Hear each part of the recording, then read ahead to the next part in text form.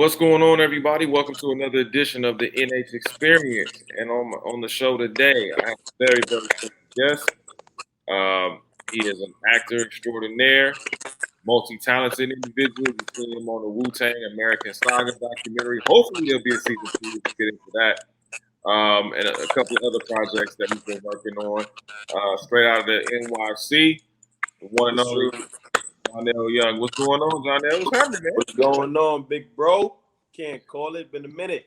Yeah, man. It's been a minute since the NBA party. NBA Oh 2K. yeah, 2K. Yep, that was that. Yep. That was in. That's like, dang, that was October. Time flies, man. Man, especially with the COVID, man, it kind of slowed everything down. Yes, man. But it's always good to come back and be able to speak to you again. So we here. Hey, man, I appreciate you coming on, man. I know you're kind of a busy guy, man. You're doing a lot of interviews. Oh, man, my pleasure, man. I know you're doing a lot of interviews and what have you. What got you into acting? Like, at what point did you decide, okay, this is the path that I'm going to take, and I'm going to run with it all the way to the end zone and beyond? I think it was 2016 or 17 when I did the All Eyes on Me. All Eyes on Me movie on Tupac Shakur, and my scenes actually got cut, but I got the acting bug on set. Like I was, unfortunately the scenes got cut, but I was working that whole day and I loved it. I just enjoyed it. I just felt like I was walking in my purpose. I felt like I was just living in bliss. So I was like, you know what? No matter, even though my scenes got cut, I still want to continue with this. I think I'm still on to something. So this is something that I'm going to chase, and I've just been following the dream ever since. What was it like for you on that set of All Eyes on Me? You had a lot of talented individuals that were on the set, a lot of actors and actresses. Like, what was that atmosphere like for you?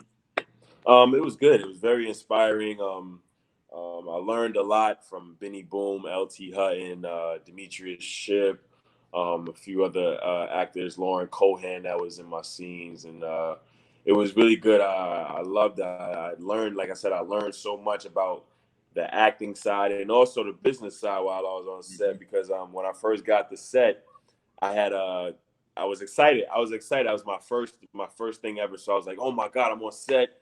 It's lit. I got my trailer. I took a picture. My manager took a picture of me and posted it on Instagram. It went viral immediately. And like, I didn't in the contract, it says that, you're not supposed to take pics on set and put them up, but I didn't know that. I was just excited to be there. I was happy to be there.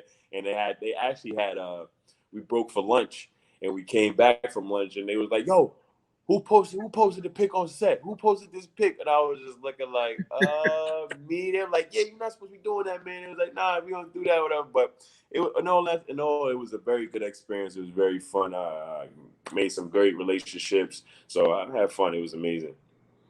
What was it like to see Demetrius Shipp as Tupac? Did you forget he was Demetrius Shipp and saw Pac? Yo, man, when we stepped on that set, I forgot, like, yo, this is really Pac. Like, he really was embodying him. And from the time before we was even on set, he was still getting in that character, in that mode as Tupac. And he was killing it. He was going crazy. Yeah, he's a very phenomenal actor. I like his skill. Yeah. He's out doing that and All American, which is on the CW. Yeah, he's actually killing that All American. He's killing All American right now. So he's doing a fantastic job, man. But let's get back to you, man, because I want to talk to you. Obviously, your scenes were cut from that big time movie. How did you move on? How did you not get discouraged to keep acting and keep moving to where you are right now? I was just like, you know what? My scenes got cut, but everybody told me I did a great job and they can't wait to see it in film. And I felt like I did a very exceptional job. So I was just like, you know what? I'm just going to keep going. And then once I kept going, my manager at the time, she was like, don't worry about it. Don't worry about it. They said you did great. I mean, this is what happens in the business. So, I mean, keep going. Just keep going. So after that, I wound up enrolling into classes. That's what I did. I enrolled into classes. So I'm like, I'm going to make sure my scenes don't get cut again. I'm going to make sure they have to have my scenes. So once I got into class, it was just all up from there. Everything was just sticking. I had booked 2 more projects. Yeah, I booked like 2 more projects. They were independent film. One is on iTunes. It's called Shot Clock ATL. And the other one is it's like on it's like on other streaming services. So I just kept hammering at it. I've just always been the type, even when I was playing basketball, I always been the type to just like go after what I really, really want. And I go after it tenaciously, like tenaciously. I just go after it. And you can't tell me it's not going to happen. You can't tell me I'm not going to achieve it. I think I get that from my parents. My parents are like that a lot. Man, I think that was the smartest thing that you did. I think that's very inspiring to other up and coming actors. That hey, man, you take a loss, you learn from that lesson, and then what you did is educated yourself even further, so they couldn't deny you. And I commend you for that. I think a lot of people don't do that. They just kind of say, "Oh, well, if it happens, it happens." But you took the bull by the horns, man. Right. I feel like a lot of actors probably would have got to that situation. Probably would have just gave up. Like, you know what? Forget this. I'm going to go do something else. But I don't know. Something in me was just like, no, Johnell, keep going. Go harder. And then I guess paid off. Yeah, absolutely paid off in a major way because moving forward, you were in Tales on BET, which is a series. You appeared in that. Later on, obviously, we know now WuTang, the American Saga, season 1, which was phenomenal. Anybody that has not watched that docuseries, man, you are missing out incredibly, man. I thoroughly enjoyed it, man. Just a hip hop head, but man, you really look like the Jizza. Like I forgot it was you. Like real talk, I forgot it was you. I'm like, yo, that's the Jizza. Like I'm sitting there bumping Liquid Swords, and I'm like, yo, Liquid Swords, out of here. Classic, automatic classic, man. That helped me really get to know like who Jizza is as a person.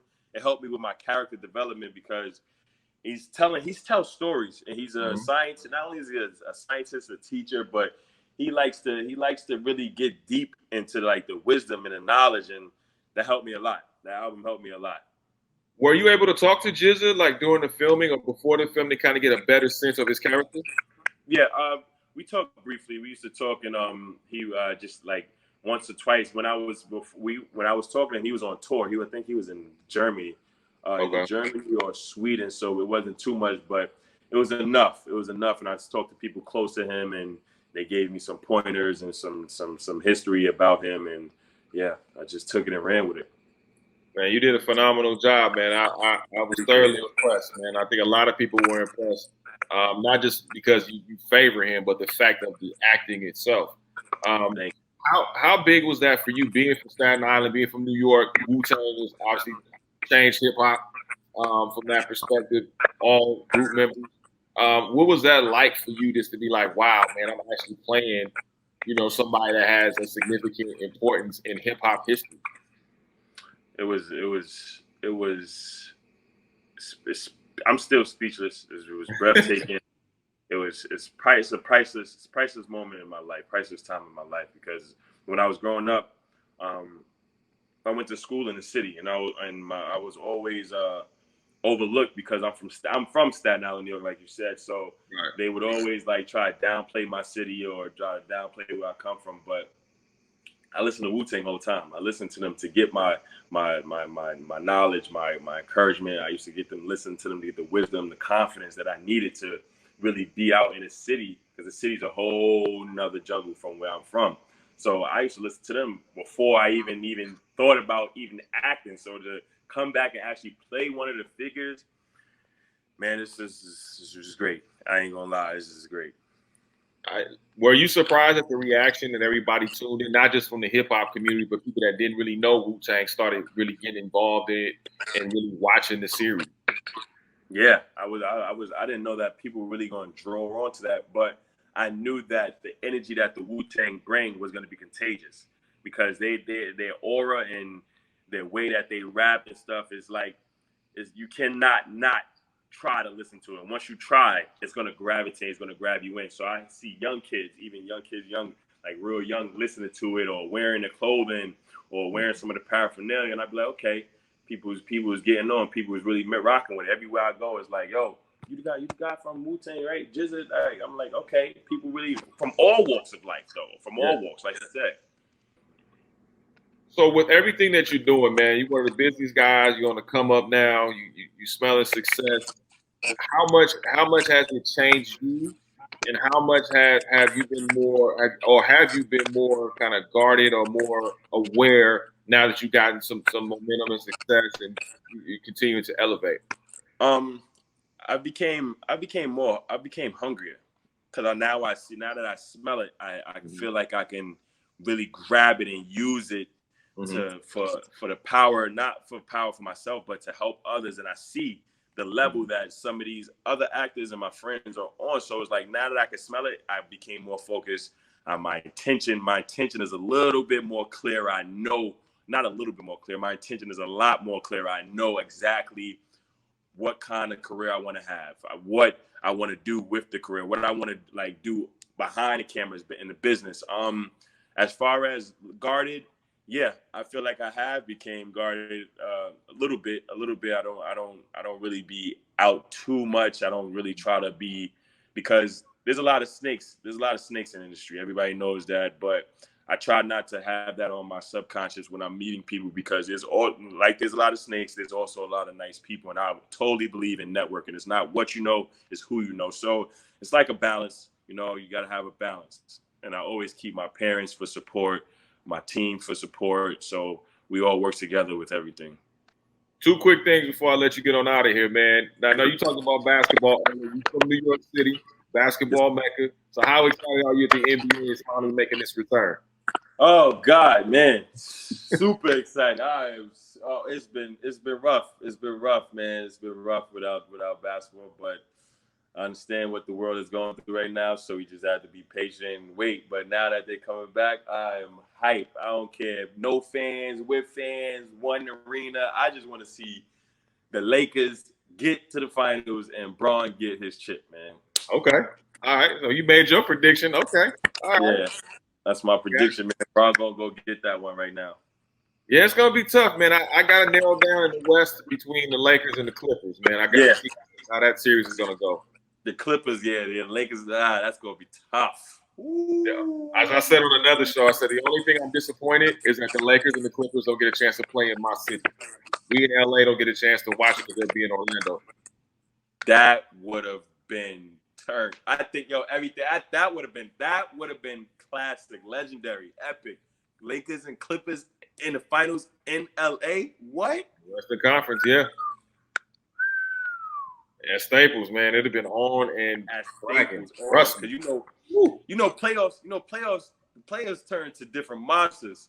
So Kawhi would have turned into a different monster. Paul George would have turned to a different monster. LeBron would have turned different. Davis. Oh my God, that would have been Yeah, crazy. man. But yeah, It's gonna be fun, man. I can't wait. I'm looking forward to it. It's a little, I'm ready for the playoffs, man. Just start the playoffs already. I'm with I'm ready. I'm ready. Hopefully the players is in shape, man, because we've been sitting out. Players been sitting out you. forever. Yeah, So, but we'll everybody see. gonna be even. Everybody gonna be here. Everybody had the same time sit out. So we gonna see. If you a hooper, we gonna see now. Mm-hmm. We're gonna definitely see. They're gonna tell the tale for sure. Last thing before I let Yeah. you get on out of here, man. Who would you like to work with? Who would you like to, whether it's producer, actor, director, who would you like to work with moving forward? Um, producer wise, I would love to work with Will Packer. Okay. I want to work with directors. I want to work with Ryan Coogler. I want to work with Denzel, of course, Issa Rae, Michael B. Jordan. I want to work with Mac Wiles. I want to work with who else? I got a list of people that I really, really would love to work with. Taraji P. Henson. I could just see myself on set with these people. Like I know the energy, their energy is crazy. Samuel Jackson. Oh my God.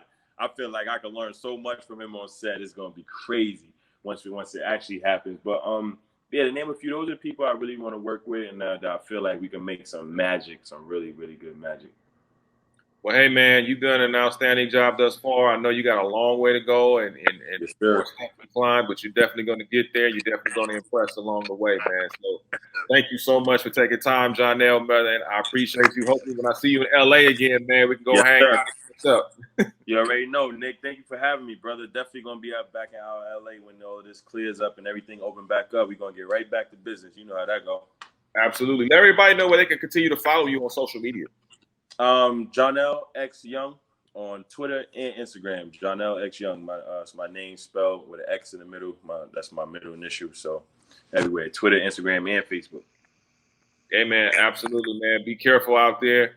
Yes, Be sir. safe, and we'll talk to you soon. All right, Nick. Peace, man. Thank you for having me, Hey, brother. thank you, man. Talk to you soon.